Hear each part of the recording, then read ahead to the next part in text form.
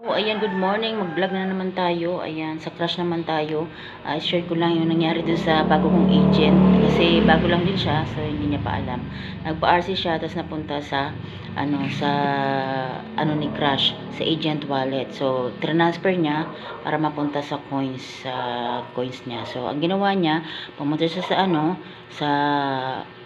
agent wallet. Tinype lang niya yung ID number niya. Tapos pinindot lang niya yung inquiry, lalabas yung name doon, yung name niya, tapos in-RC niya sa sarili niya. Nagkakabulol-bulol ako. Ganito lang din yun.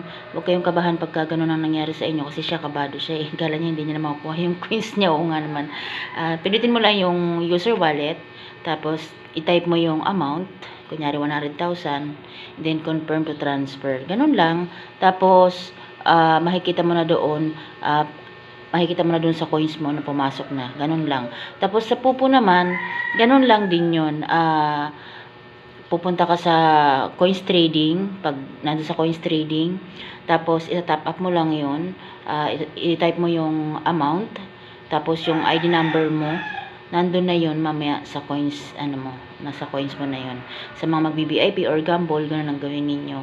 Hindi pa, napakadali lang.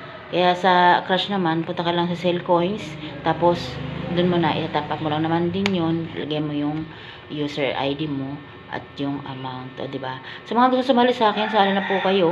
Ang ID number po ng crush ko ay 2988557 at 304983135. Sa utol ko naman yun, pero ko na rin yun, isa rin sa agency ko na rin.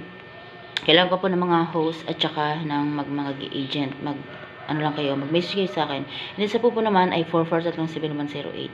Sana kayo guys, maasikaso kami dito sa amin ha. Hindi kayo magsisisi pag dito kayo sa amin sumali, ay mababait po kami dito. O diba? Sali na. Asikaso ko dito sa amin. Boss ABL, NBL, amin po yun. Thank you sa mga lahat ng sumali. Nasa 200 plus na po tayo. Thank you so much guys. God bless. I love you all. Bye-bye.